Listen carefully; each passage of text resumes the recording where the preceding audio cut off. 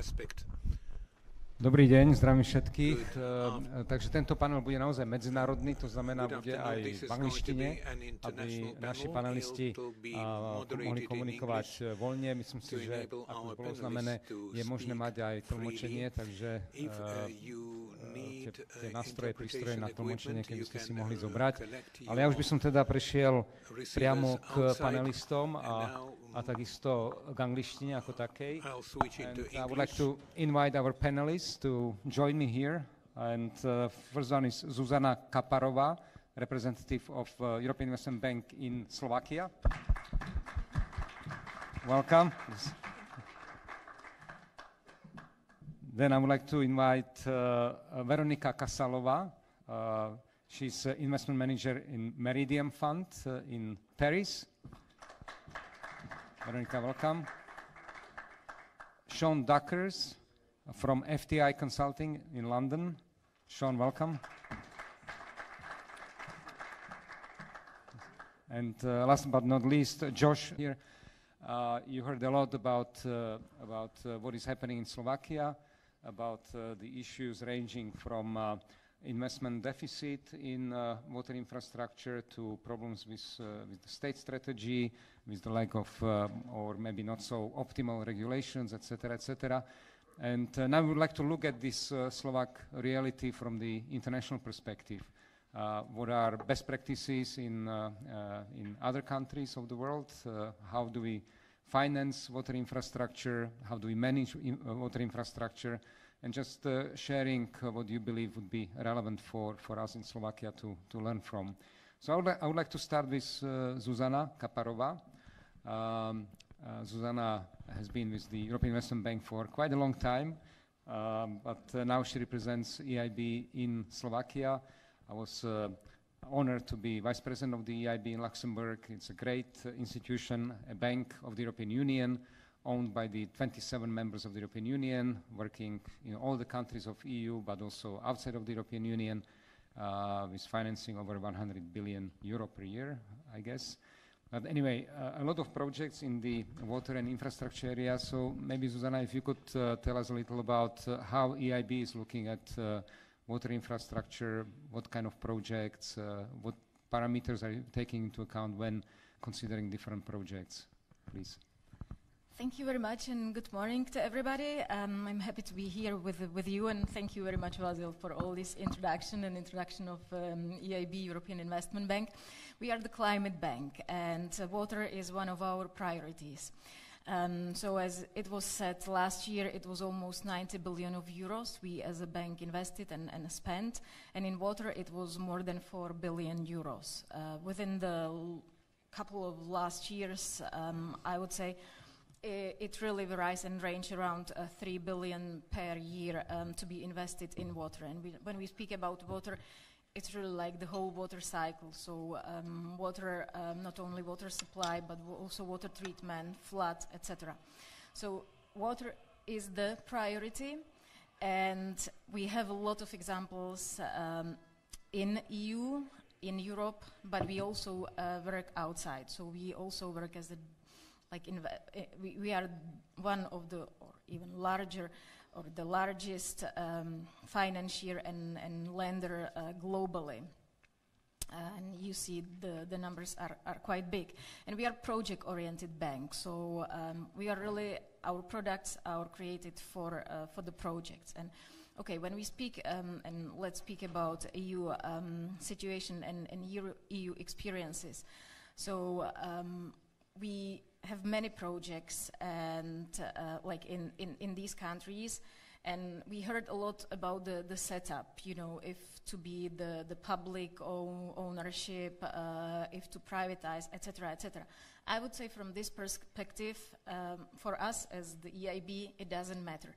We somehow work with the different setups, and really these setups varies in Europe and also globally, but like within Europe, you don't have a single or same solutions. So it's just, and our perspective and our experiences, we can handle like all type of systems. So I think this is the first important topic for the discussion. The second one, it's really about the good strategies, about the good projects, and thinking somehow globally and take into account different aspects. Because like when we speak about water supply, water treatment, and especially in these days, we see an issue and a deepening of crisis with water globally, but also it has started in Europe. And I think it was Vasil who said during the first panel that we somehow take it here, water like for granted, right? And something which is like normal, and like water belongs to our like basic standards. It's true, but we need to think a bit in a wider perspective, because really climate change is here. All this, what is related to water aspects, is changing, and I think this is also what needs to be discussed and handled from the water companies, and this is why I speak about sustainable projects and really like thinking wider. Good examples, and as it was said, we do work a lot in this area. We have many projects these days, for example, in Poland, but I don't need to go further. We have now a project with the Czech Republic. It's about wastewater treatment in Brno area. We have projects in Baltics. We work with Romanian authorities. Definitely there are many projects in Italy, Spain, Portugal, the south of Europe, where really water is becoming a critical product or a critical topic.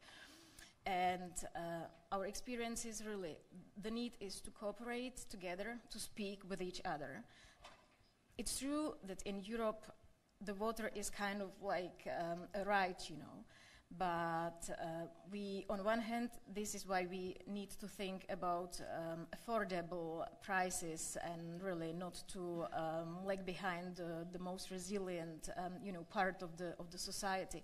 On the other hand, there are water services linked with, usage of water, and this needs to be correctly but fairly priced, you know.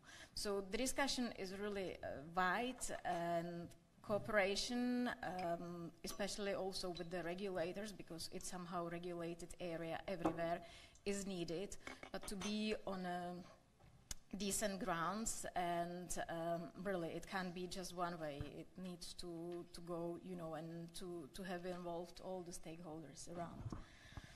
Excellent. Thank you very much. Thank you, Zana. I think it's very clear. And it's great that EIB, as a so-called climate bank, is investing so much, 3 billion in water infrastructure. As you mentioned, what is important for you as an investor is to have clear strategy, good regulations, and good projects. And regulation was mentioned in the previous panels several times. So I would like to now move to Sean Duckers. Sean has been working with different regulators, in particular in UK. Oxwot is what in Slovakia would be URSO. There are many complaints about URSO here today. Maybe if you could tell us a little more about how Oxwot is managing the situation in UK, but also maybe beyond the UK. What is the experience with regulators, and what does it mean to have good regulations? Thanks. I want to start by saying thanks for inviting me. Glad to speak to everyone today. In terms of kind of good regulation, I think the key word is legitimacy. So that means from all stakeholders. So, that means consumers pay a fair price, but they also get a good service. Companies know the rules of the game, and then investors get a fair rate of return. I think that's the key signs of a good regulatory framework. How you navigate that and how you achieve that is kind of maybe a difficult question. Ofwat are trying to navigate that themselves currently. They have got the current price control, which is coming up for review. And how are they navigating it is a good question. So in the UK in particular at the minute, we also have a big investment challenge. So in the UK, companies need to spend about 100 billion euros across 5 years. That's a lot of money. And that might mean a big increase in bills. However, they need to balance that with the fact that there is a long-term need to provide good quality water services. So what the approach Ofwat have done is they've tried to set a rate of return that's fair for investors, so they can, finance the investments required, but then they also try and reduce the price impact where possible by potentially lowering the short-term bill impacts, potentially deferring those bill impacts more into the future if possible. So that's kind of been trying the trade-off, and the issue has been just trying to get consumer buy-in on the price increases. That's been the main issue they've been trying to navigate. But they are trying to do that a bit better by just saying we need to pay for increases. But in the UK, like it is here, it's quite a political issue in that water affects everyone on a daily basis. We all know that. We feel the impacts of it straight away. We turn on the tap, we need the water, it needs to be clean, drinkable. Sewerage as well is an issue. So that is the kind of the key issue. But Ofwat have been trying to convince stakeholders like consumers by saying we're taking a long-term view. These investments are needed today to make sure, in 30 years' time, we don't have a cliff edge. We don't have the water kind of taps just run out of water. And that's been a key issue that Ofwat are trying to sell. And that's been an issue for all regulators across kind of Ofwat, but also in Scotland, where it's regulated slightly differently, where the Scottish Government owns the water company, but there they've had to also say we need to increase prices because we need to invest for the future. But they've managed to do that and get consumer buy-in by kind of giving that clear view and clear message. And I think that's also a key part, is if you have a clear kind of message you're giving to everyone, stakeholders like consumers and also investors, that helps to kind of also bring in that the legitimacy, and also kind of helps to convince everyone to come along with you. I think that's a key issue with this. Thank you, Sean. I think you pointed to one of the kind of painful aspects of any management of infrastructure business, which is and regulated business, which is the connection between regulations and price. And obviously, this is something which in politics plays an important role, especially in politics where you have a lot of populism, and I think this is not only in Slovakia. So I want to ask you, and I'm moving to the next panelist, Josh Cameron, who is in charge of policies, advising on policies in different governments, UK, New Zealand, and around the world. What do you see? What kind of trends in terms of strategies, government regulations, but policies more on a kind of strategic level? How do politicians deal with this issue of you have regulations which are future-oriented, which help to create profits for water companies, but on the other hand, you have impact on higher prices, and you have people who are unhappy, probably. Well, again, thank you very much for having me. And I think the one lesson I would take across all of this is that politically it's very, very hard to get this right. We have seen a number of international examples where there have been severe and recognised problems with the structure of provision of water, be it drinking water, wastewater, etc. But whereas everyone might be able to agree on the nature of the problem, as soon as you start moving towards a new solution, whoever it is you happen to be asking to pay for that solution or changing the structure of control, it becomes very politically fraught very quickly. You mentioned the New Zealand example, which, a country of 4.5 million people with water infrastructure across the 3 different kinds of waters controlled by local governments, about 100 or so across such a small population, with all their own overlapping issues and no proper independent regulator. This led almost inevitably really to a horrible contamination of drinking water scandal in one particular part of the country, a recognition of a need for change. And initially you had the government driving towards a more centralised model with four regional bodies across the country that would still control the water, and local governments could voluntarily opt to be part of that, which all looked very popular. So they came up with that model, and then partway through the reforms they changed that model. So it was now going to be compulsory for all local governments, because they'd failed to anticipate the scale that would be needed in order to make it work.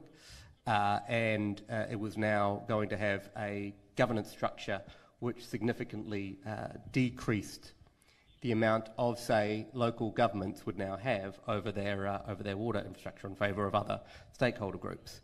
And this caused an absolute uproar and became a huge political issue. The then government, under Jacinda Ardern, pushed through with it, and it became a major issue in the last election in 2023. So I think that model, well, when it was passed into law, the law stood for about a year, and then the government lost power, and the new government coming in just completely reversed everything that had been done and is now looking at new models. But unfortunately, the idea of privatisation is politically toxic as well. And that, if you look to the UK example as well, where privatised, I think, in 1989, where the state had run all of the water infrastructure.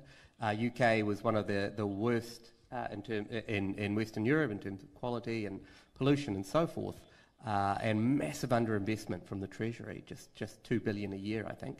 Privatisation, on the face of it, certainly worked in that you had a big uptick in investment.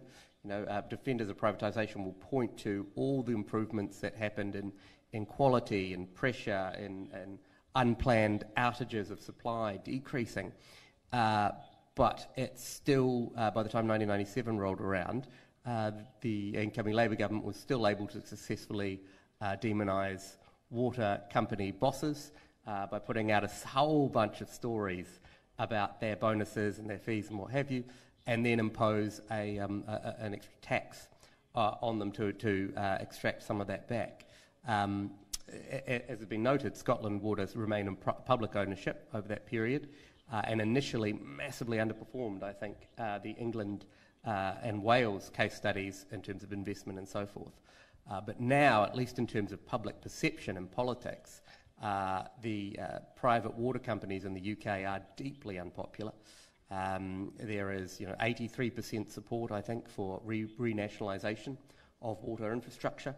And there's a constant flow of stories about wastewater leakages and sewer jumping and so forth.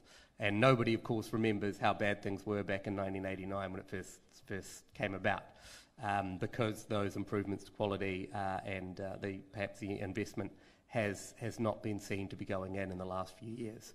So it is politically fraught, and if the public isn't carried with you, then water companies become a very, very easy political target as people feel entitled to water. They resent paying for it, and they don't understand the level of investment that's required, but they do not like the consequences when that investment does not happen. So it's one of the more dangerous areas for people to invest in when we think about political risk to that investment. Very interesting. It looks like there is no ideal model. Each of them has some pluses and minuses. The private one, okay, able to generate good investments, but then becoming unpopular because the prices go up and people are unhappy. On the other hand, the public model obviously has its own downside. So it's very interesting. Maybe we can discuss more later in our discussion on these pluses and minuses, because we also have some questions via Slido on this topic. But before we do that, I would like to move to Veronica, because she comes really from private sector, heavy private sector side, from Meridian Fund, which is a huge fund investing equity including in infrastructure projects. And maybe it would be interesting to hear from you how do you select the projects into which you are investing in Europe, but also beyond, and what for you is a good model as an investor, from the investor perspective, what is a good model of such infrastructure company, especially in the water area? Yes, thank you very much for having me.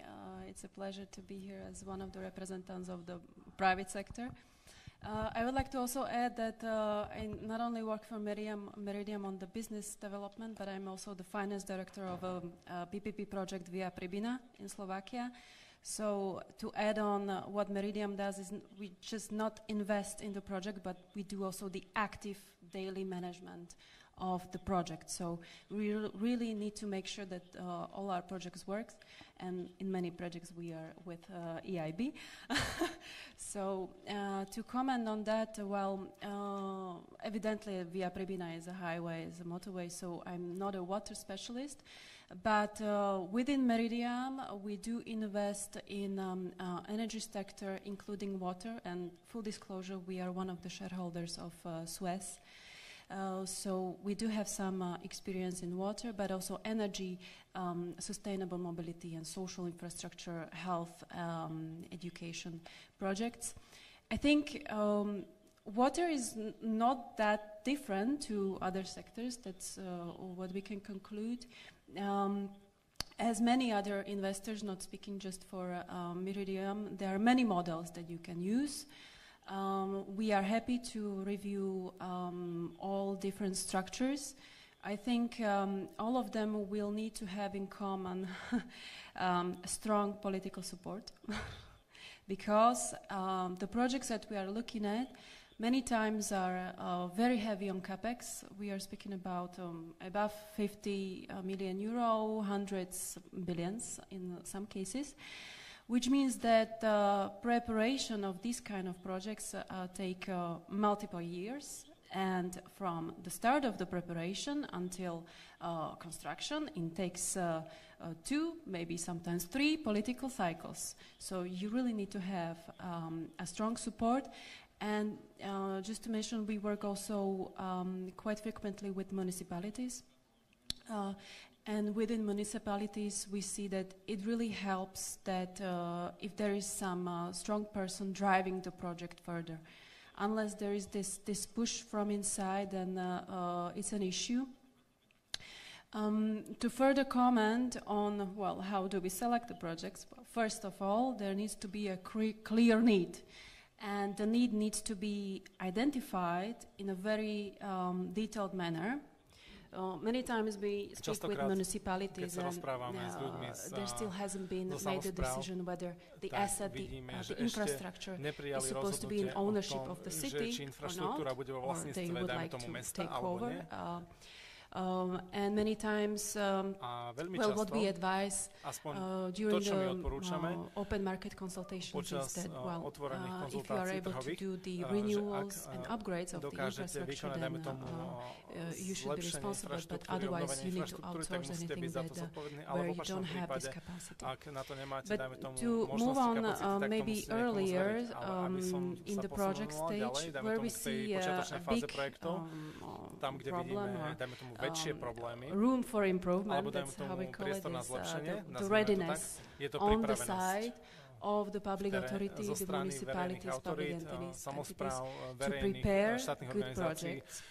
To have the administrative capacity, that's the staff, the people there doing the projects, and secondly also have a good understanding what is the asset, what is the technical condition of the asset, so that we as investors, when we come in, we know what are the risks associated with this specific infrastructure, whether it's water or anything else, and then we know how to deal with it within our contract. But unless this is in place, it's very hard to put in to implement a good project. And I think I would like to praise EIB because you have a specific department. Maybe you can comment on that. Thanks a lot, if I may jump in. It's true. Like our role, we are not just the financing arm of EU, but we also have all this expertise, and our employees are not just bankers or economists, but we do have, like, I think these days it's more than 35 people, really like water specialists in these areas. So we have many engineers, experts in the different areas. We have environmental experts, social experts, etc., etc. And it's it's true that, and it's somehow increasing and increasing, our support is also advisory and technical assistance. So what we offer together with other products is also like this capacity building, but also help with preparation or implementation of the project. Because as Veronika said, like we speak about tens to hundreds of millions euros and large scale projects. So it takes time, it needs really expertise and this cooperation on different levels, as I highlighted at the beginning. So it's true, and this is why we are here also as well. We have all these experiences, good practices from different projects, and not only in EU but also outside. And this is what we are trying to bring, because it doesn't need to think and to start from the scratch, because if there is already a technology or a project which is working, it needs some kind of adaptation to the different national environment and legislation. But it's like the knowledge is there, and we are trying to help and support for this. So thank you very much for mentioning that. Great, thank you. Thank you very much. So this was the first round of kind of introductory remarks. I think we can move to discussion, questions. Please, if you have any questions, raise your hands. But there are several questions on Slido. One question is, it's really up to you who wants to respond, but probably somewhere between Josh and Sean, but not only. According to your opinion, what are the kind of most appropriate forms of ownership of the water infrastructure, and what type of regulation? I don't know. Who wants to start? Yeah, okay, Sean. Let's try. I guess in terms of ownership, that's probably a loaded question. So in the UK, there is a mixture of different forms of ownership. That includes nationalised, so companies like Welsh Water, Scottish Water, they're all owned by the state, or not-for-profit. Then you obviously have your private sector, and there's a mixture between publicly listed on a stock exchange and privately owned by private equity. In terms of like what's the best, I can't really give you a definitive answer, but I can tell you that like in the UK, the experience has been actually that the publicly listed companies, the ones that are listed on the stock exchange, do the best. They typically perform the best of everyone in terms of operationally and also financially. Why that is open for guessing, but there seems to be some sort of signalling from the market that they get good pressures and they kind of are able to get the best staff, and also kind of that public pressure creates better environment for performance. But I'm not saying that that's the best model for Insta, because other companies also do well. And we do see a mixture also of public-private partnerships as well, like in Jersey, where the company again performs very well, and it's a mixture of ownership. In terms of the best regulation, maybe that's something I can comment on more. I think in the UK in particular, there was maybe bad regulation in the past 10, 20 years, and that was maybe too much of a focus on cost efficiency. So obviously, consumers want to pay the lowest price for their water, and I think that's the same in every country. No one wants to overpay for their water. However, too much of a focus on cost efficiency can kind of neglect that you need to think about the future and the investment you need to keep the network running. And I think that was a big issue for the past, in particular for 10 years, because of the political headaches, as Josh was saying, around water. There is even more a drive to keep bills low, but then when you need to invest, and it gets more difficult to try and convince consumers that you need to increase bills when you've given such a focus on keeping bills down. So I think the best regulation typically is a holistic approach, whereby you kind of balance the fact that you need to keep bills low, but you need to think about the future as well. I think that's good good regulation typically is that kind of holistic approach of kind of long-term mixed with the short-term. That's what I would say. You're talking about a natural monopoly, right? That's where the consumer cannot choose to go in a different direction for an improvement in quality or a decrease in cost. So whether you are in public provision or whether we're talking about public ownership or private ownership, I mean, we've got plenty of case studies of how easy it is to get it wrong either way. And what those case studies, I think, all have in common is a lack of adequate and properly focused investment, and again driven by either the inadequate or ill-directed regulation that doesn't encourage the right incentives, as Sean has said, or by just a lack of sophistication in understanding the need for that investment. So if I was to regardless of who, of the structure, be it private or public, I think excessive fragmentation is a problem, because I think it waters down, if you'll forgive the expression, the levels of sophistication in governance as people, perhaps smaller companies or smaller local operators have less understanding of or less expertise within them to generate the necessary investment, and less of a balance sheet to bring on extra capital.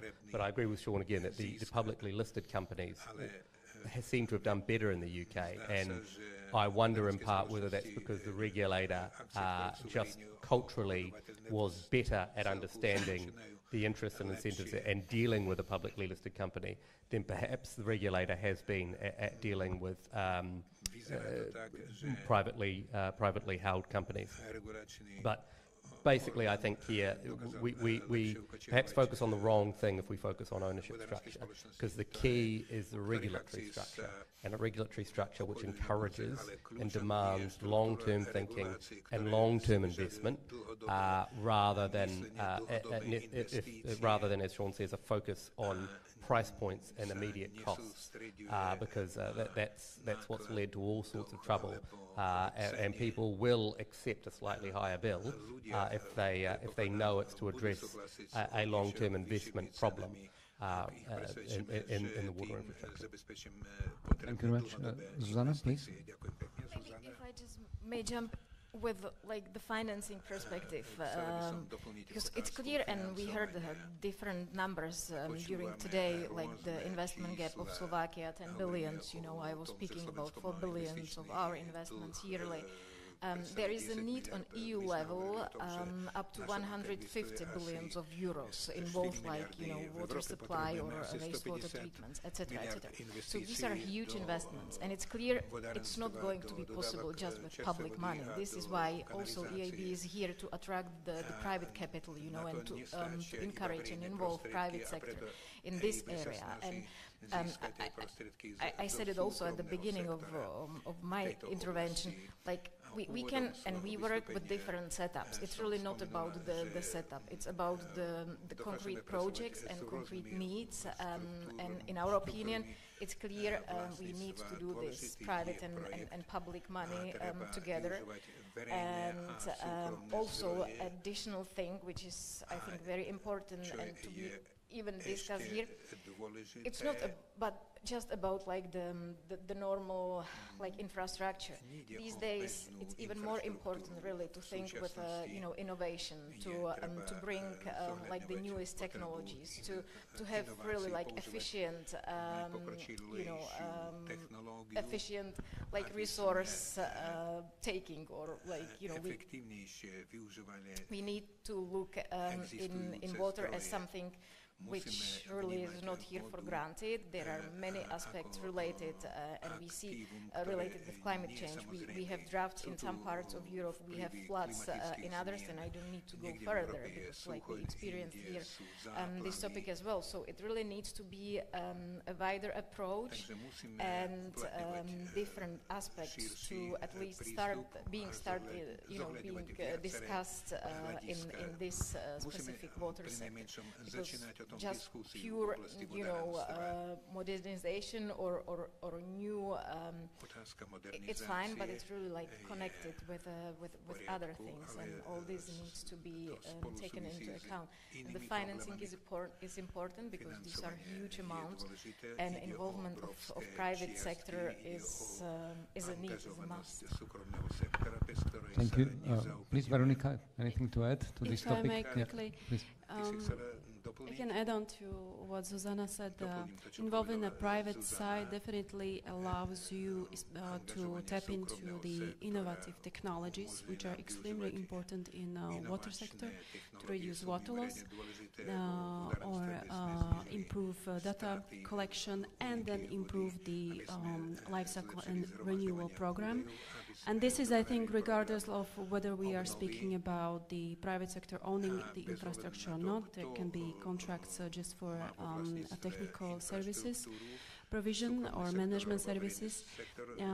But then on the other hand, and just to comment on how to ensure that the projects are effectively operating and that the operability is high, you need to also, as a public body, implement robust performance standards for the private side, which means that you set up a list of very detailed KPIs and service quality requirements, which if the private side, if the concessionaire in a PPP project, for example, does not comply, then it costs him money. So there is a high motivation, and but on the other hand, you need to have also a capable people on the side of municipalities or governments to be able to monitor and oversight that whether the project performance standards are complied with or not.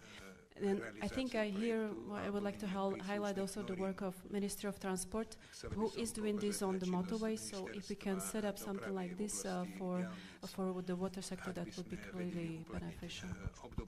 Thank you. We'll have to ask Ta3 to decide. I know that Zuzka, you have to go for a meeting outside of Bratislava, so thank you for joining us.